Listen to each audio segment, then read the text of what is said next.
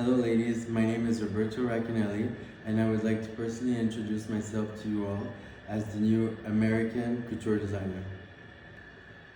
I can make you look like a Parisian supermodel. All you have to do is write me a letter.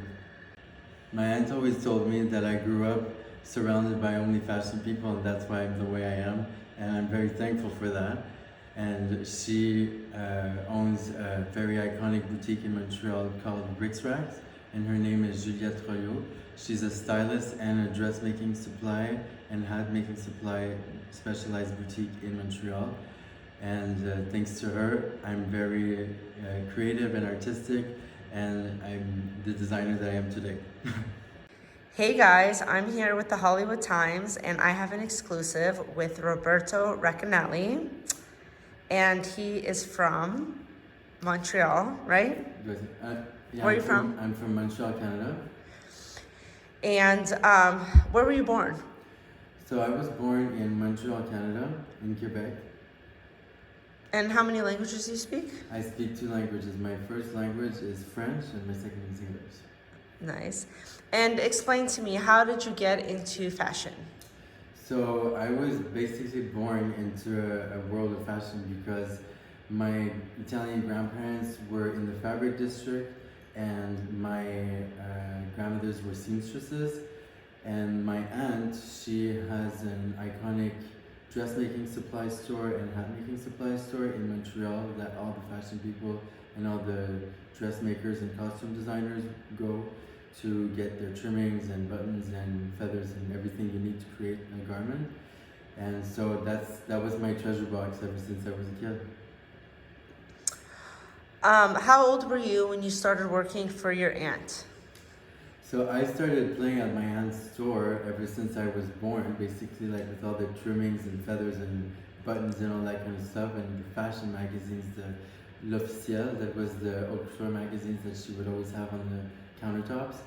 And I started working there for her when I was in high school at the age of 16.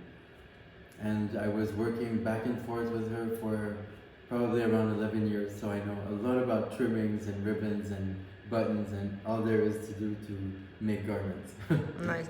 And why did you pick corsets? Like, why do you want to make corsets?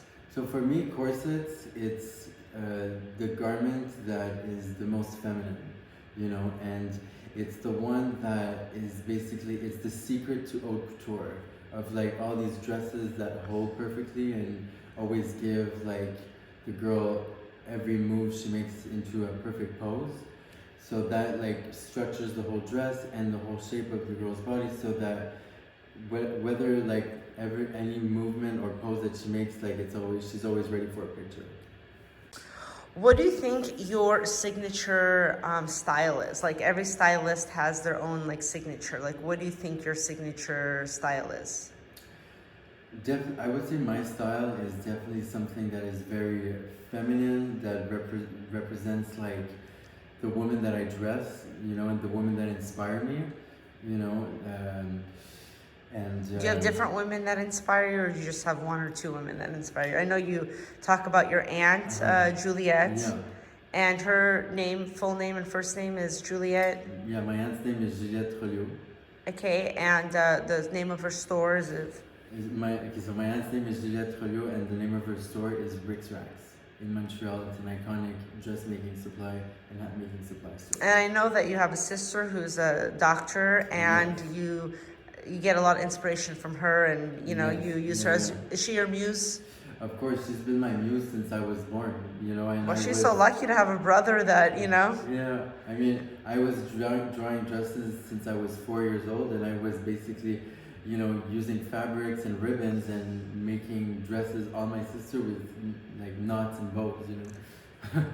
So, if women out there, Roberto, don't feel feminine, right? A lot of women are not born feminine and skinny and pretty and perfect, and you know, they're not confident. Do you feel like you could turn any woman into a feminine beauty with your dress and style?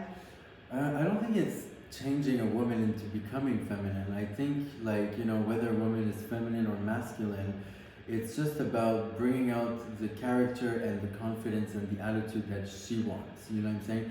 And that makes her powerful, and that's what I love in dressing women. I love to make them feel powerful, I love to make them feel gorgeous, you know, whether it's being masculine or feminine or whatever it is. I want to bring out their inner soul into how they look exteriorly, you know. Nice.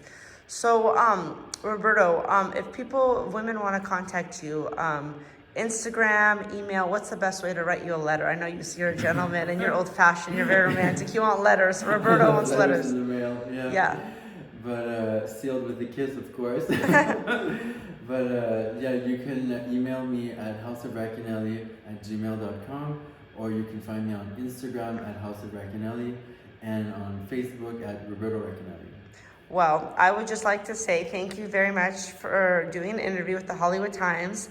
And we will be seeing more of Roberto Racanelli as he has a lot of cool things coming on. And thank you so much for your time. It's my pleasure, Josie, and hope to see you too. Bye-bye. Okay. Hey guys, this is the Hollywood Times. I'm here with designer House of Racanelli. Last time we did the corset, and today we're doing the glam. Yes, we're doing a nice yellow because dress. Roberto and Vince have some big event coming, Oscars weekend, and we are getting ready. Yeah. I've never been in Hollywood glam before. So I'll place your train so that we make a pretty picture for you. And then I'll just tighten up your corset. Is yellow my color or no? Yeah, yellow looks great on you. You look super gorgeous. Thank you, I love it. Yeah, and then let me tighten your corset. Okay. And you're good.